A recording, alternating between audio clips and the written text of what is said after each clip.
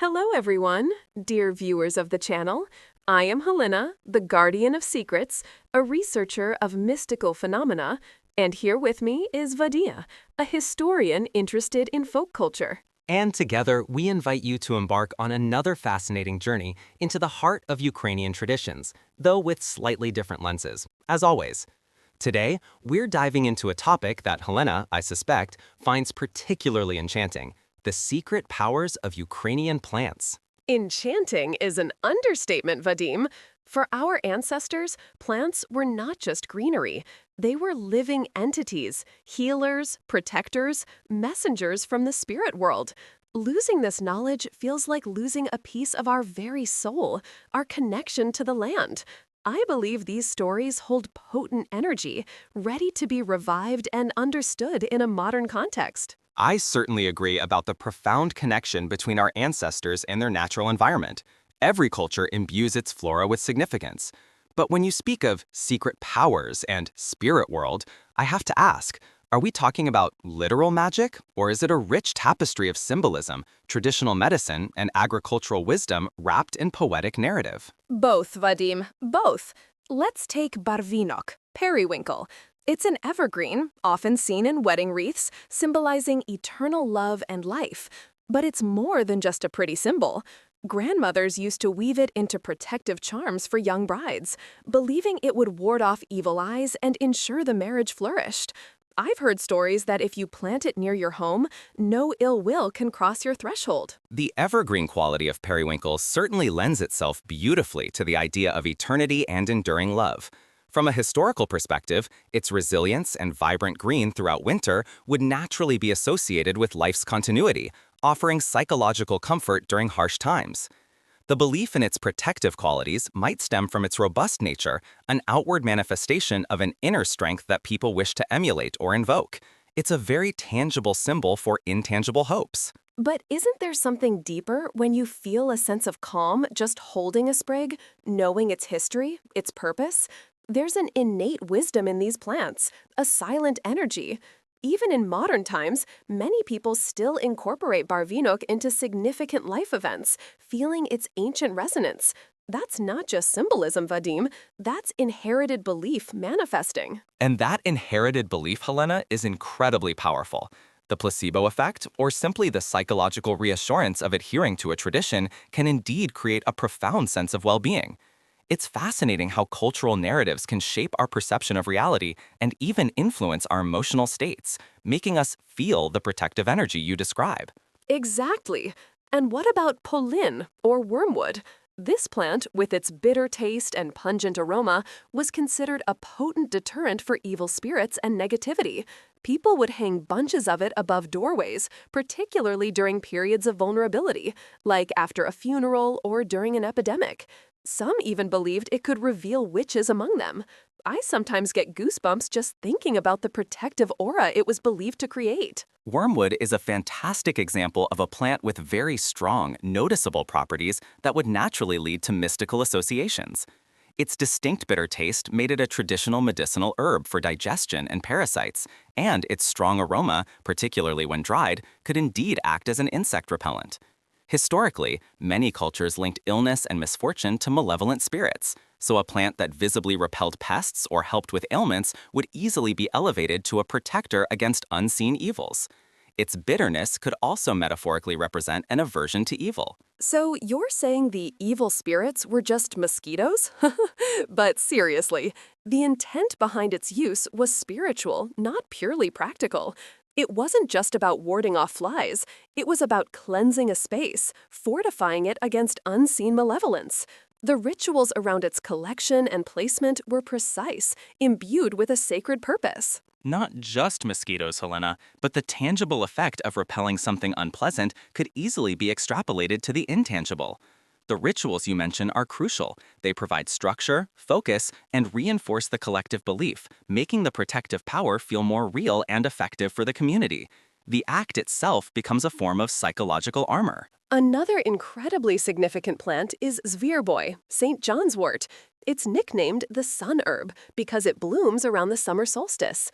Our ancestors believed it absorbed the sun's energy, making it incredibly potent for healing, bringing good fortune, and warding off bad luck. Girls would weave it into wreaths on Ivan Kupala night to predict their love lives. St. John's wort is a plant with well-documented medicinal properties, particularly for mood and nerve pain, even in modern phytotherapy. Its bright yellow flowers and blooming time around the longest day of the year naturally link it to the sun, light, and vitality. This connection would have been intuitively obvious to people living closely with nature, so linking it to good fortune and healing is a logical extension of its observed characteristics and beneficial effects on human health. And kalyna, the viburnum. This isn't just a plant, it's a symbol of Ukraine itself, of maidenhood, blood, resilience, and beauty. Its bright red berries and delicate flowers are woven into songs, poems, and embroidered towels. It's believed to protect the home, to heal a broken heart, and to connect us to our ancestors. Kalyna's symbolism is undeniable and deeply embedded in Ukrainian identity. Its vibrant red berries against the white snow in winter offer a powerful visual metaphor for endurance and life in harsh conditions. Medicinally, its berries are rich in vitamin C and were used for various ailments, contributing to its image as a life-sustaining plant. Culturally, it acts as a mnemonic device, a visual reminder of national identity and historical struggle. But there's one plant that truly embodies the peak of Ukrainian botanical mysticism, shrouded in ancient mystery and breathtaking tales. We're talking, of course, about the legendary fern flower, paporotnyk tsvit, the one that blooms only for a fleeting moment on Ivan Kupala night, promising immense treasure, understanding of animal speech, and the ability to see hidden spirits, to whoever finds it, but at a terrible price. Ah, the fern flower.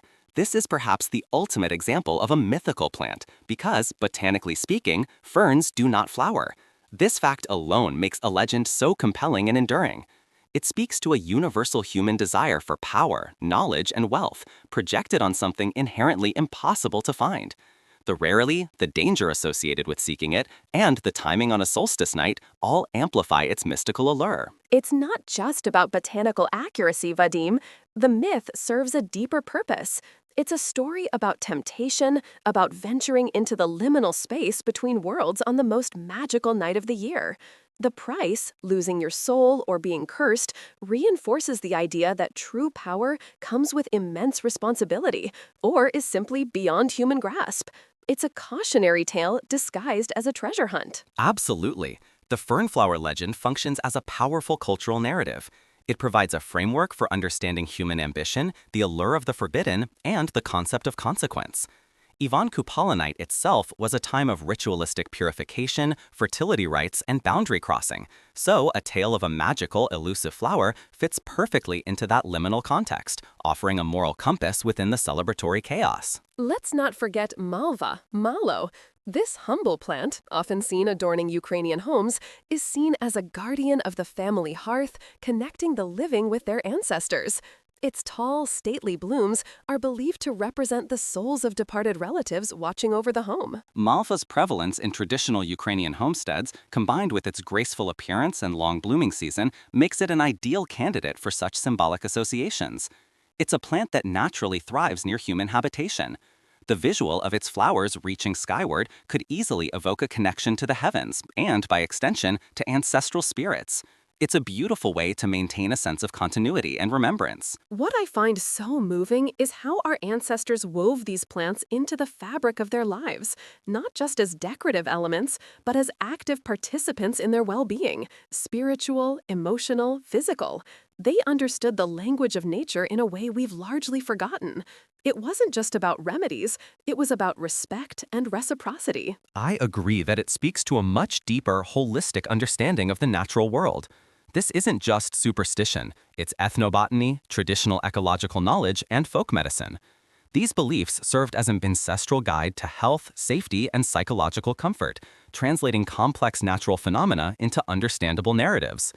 The cultural symbolism ensured this vital knowledge was passed down through generations. And that's precisely why it's so important to talk about this today, to rediscover this ancestral wisdom. Our modern lives often disconnect us from the very earth that sustained our forebears.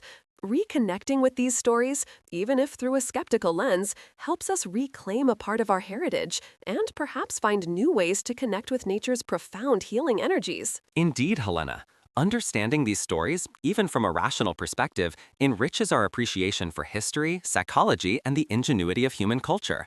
They show us how people made sense of their world, managed fear, fostered hope, and built community. They are invaluable cultural artifacts. Absolutely. And we'd love to hear from our listeners. Do you have any personal stories or family traditions involving specific Ukrainian plants and their mystical properties? Share them in the comments below. We read every single one. Yes, your insights make our discussion so much richer. It's clear that whether we view these plants through a purely scientific lens or a more mystical one, their place in Ukrainian culture is undeniable and profoundly significant. They are both real, living organisms and powerful symbols. They are reminders that the world around us is imbued with meaning, if only we take the time, listen, and feel. The secret powers of Ukrainian plants are not just old.